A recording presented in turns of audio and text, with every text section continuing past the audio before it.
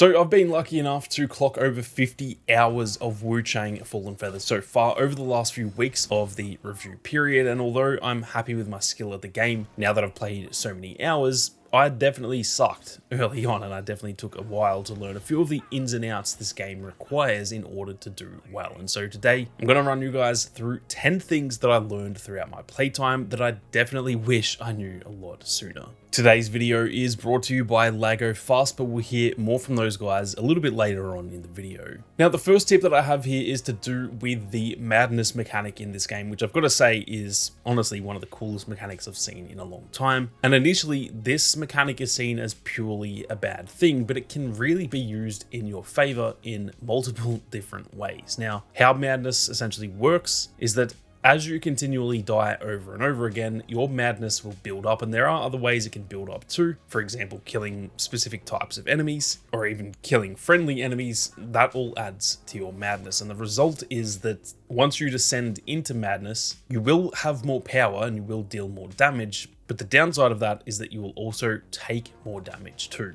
Now, the benefit of madness is that, like I said, you get more power, so you are actually stronger, you deal more damage, and in a few areas that can be very much used to your advantage. Certain bosses you can kind of dominate when you're in that sort of madness phase. But on the flip side, it can also be very much a negative. It really does depend on who you're fighting and how your build is and all those sorts of things. But another way you can exploit this too is that if you're getting stuck on an area multiple times in a row, you're dying to the same enemy. Keep in mind, this doesn't really work for bosses, but just for regular tough enemies out in the world. If you keep dying at the same place, you can actually spawn in a madness demon, essentially. Now, this happens usually once you've died 3 times while you are descended into madness. Once you get back to where you died, the demon will essentially just spawn in. And initially, this seems like it's a very bad thing. You've got now a very hard enemy to fight, on top of the fact where you died is obviously where the other enemy was. And that seems like it's very bad, but you can actually kind of get this demon to fight the enemy that you're stuck on if you bait them to fight each other. This then means that they're going to fight each other, they're going to deal damage to each other, and usually when one of them wins that fight, they're going to be pretty low on health, whether it is that madness demon or whether it's the initial enemy you keep dying to. And at that point, you've used your madness in your favor, and you can pretty much come along and just clean up that enemy because they're probably very low on health. So be sure to use this to your advantage. It is definitely seen as a bad thing, and don't get me wrong, madness can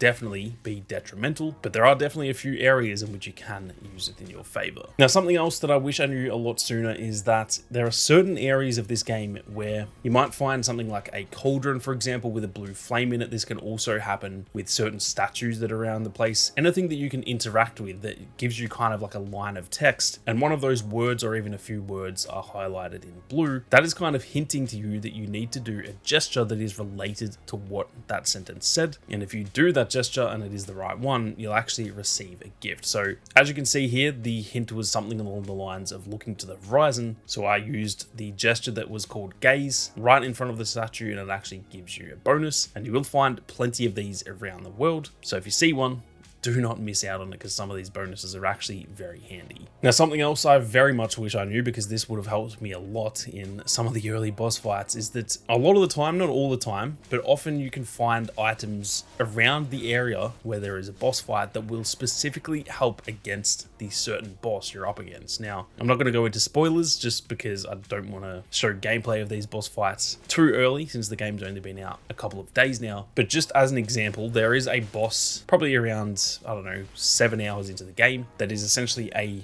wooden boss. I'll just leave it at that. Now, I struggled a few times on this boss, but once I searched the area around that, I found a few items, specifically some fire pots that were actually better than the ones I already had. And once I found those items, I essentially killed that boss in the very next attempt. And so if you're getting stuck on a boss, don't just keep beelining it to the boss fight and fighting the boss. Look around the area. As hard as this game can be at times, the devs have definitely put things in there to help us out. So have a look around, and I'm sure you guys will find things that directly help you against that boss. Now, like I said, today's video is brought to you guys by Lago Fast, an awesome video game tools platform that can massively improve your experience with Wuchang Fallen Feathers, along with plenty of other games too.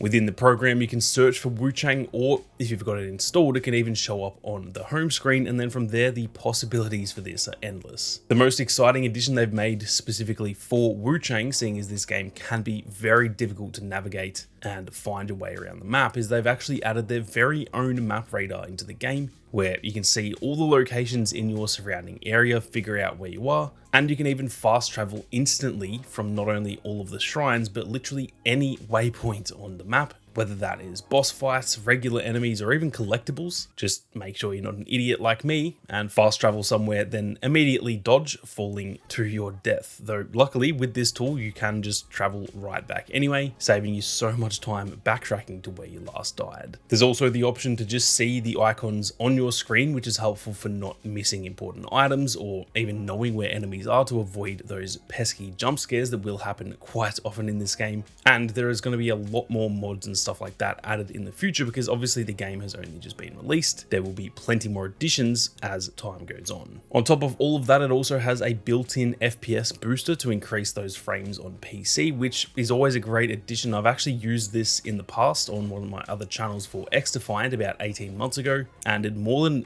doubled my frame rate, which is awesome. Right now you can head to the LagoFast website, which is linked down in the description. Enter the code SammyBoy and you'll get 30% off, and you'll also get free access to that dedicated map tool that I mentioned earlier. Go and check them out, guys, and a big thank you to LagoFast for sponsoring today's video. But with that being said, let's get stuck back into it. Now, this next one is very niche, but it can definitely save your life, and to be honest, it could save you from losing all of your mercury if you don't pick up on this quick enough. Now, I'm sure you all know how the status effects work in not only Wuchang, but pretty much any game like this. You'll get these icons popping up on your screen, and it means that your status effect is essentially filling up. Now, this could be something like burning, for example, and obviously once you are afflicted with that, it means you'll just be on fire and you'll be taking damage from that burn status effect. Now, most of these obviously are still bad, but they don't kill you that quickly. You do have time to either heal up or use certain items that will remove that status effect. But if you see this specific icon filling up, it's sort of like a light pinky color. This is the despair status effect, and if you see that filling up, do not keep doing what you're doing, because if that fills up fully, you won't just slowly take damage, you will literally die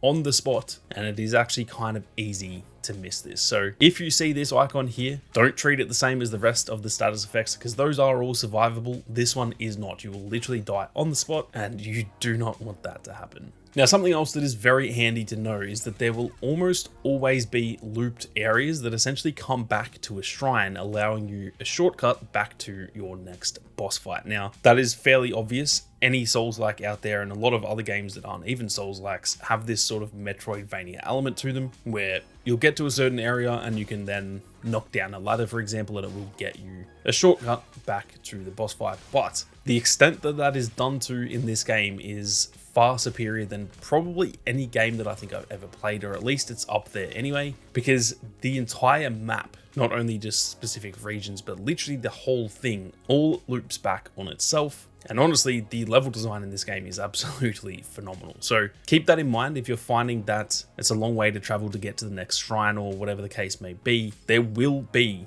an area that you can loop back. There always will be, if you're ever wondering if you're going the right way or if there is a shorter path to get where you need to go. The answer is almost always yes. So keep an eye out for those shortcuts, because they can make your time a hell of a lot easier. Now, something that I definitely didn't realize straight away, and I hope this can save you guys a lot of time figuring this out, is that some of the nodes in your skill tree, they actually allow you to triple stack them. Now, this isn't made super obvious. It does say it there on the right. So it's one of those things where it's kind of easy to see, but it's also very easy to miss if you're just in the flow of kind of upgrading these skills, and you upgrade one and then you quickly just go to the next one. It is actually very easy to miss. But any of the nodes that you see that have these little dots on the outside of the node itself, this means that you can upgrade them 3 times, and that is really, really good for focusing on certain things you want to upgrade, because sometimes it'll feel like you've kind of maxed out a certain skill and you're almost looking around the skill tree trying to find where you can upgrade your health or upgrade a certain weapon's power, for example. But if you find some of these with those 3 dots on them, that allows you to really focus on those areas, and it's something that I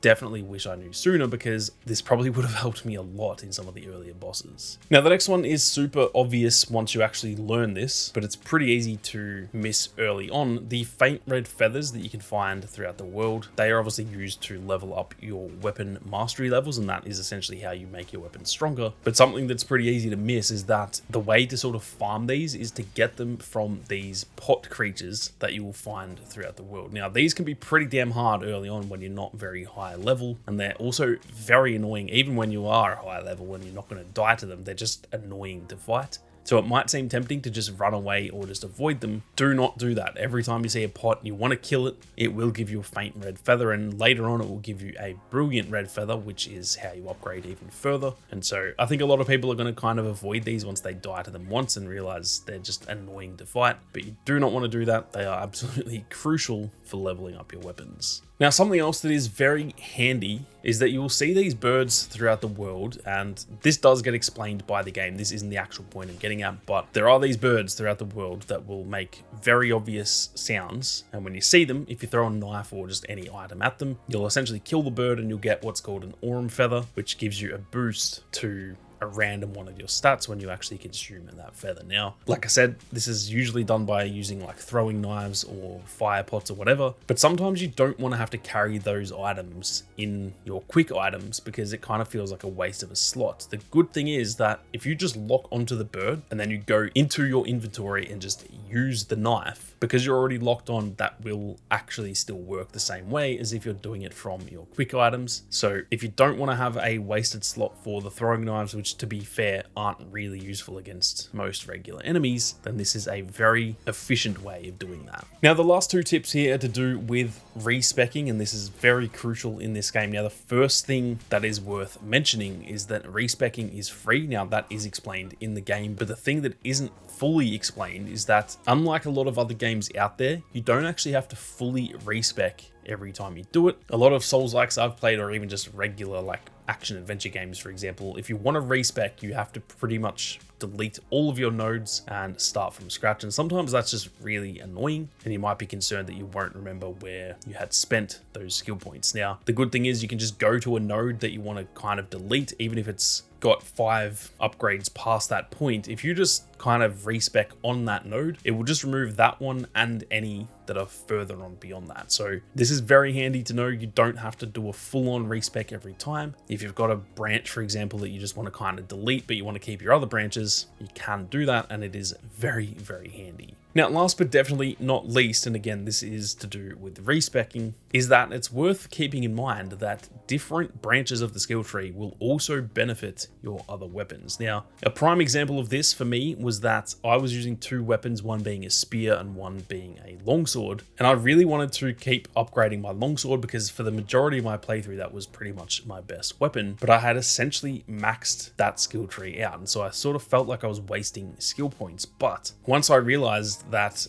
upgrading the spear sort of branch of my skill tree actually upgrades the same stats that you use for the longswords, it means that you can kind of double down on one weapon class. So if you just find a specific weapon or even just a class that you really like and you want to upgrade that fully, look around the skill tree, because there are going to be other weapons, or I should say other branches of the skill tree, that if you upgrade the strength over there, for example, it just upgrades your strength in general, not for that specific weapon, and therefore you can upgrade like the spear skill tree branch, and that will still benefit your longswords, making those weapons even better than they initially were. But that is it for 10 things that I wish I knew sooner in Wuchang Fallen Feathers, guys. If you think I missed anything, be sure to leave a comment down below and help out everyone else in the comment section as well. But with that being said, thank you all very much for watching. You guys have a great day, and I'll catch you all in the next one.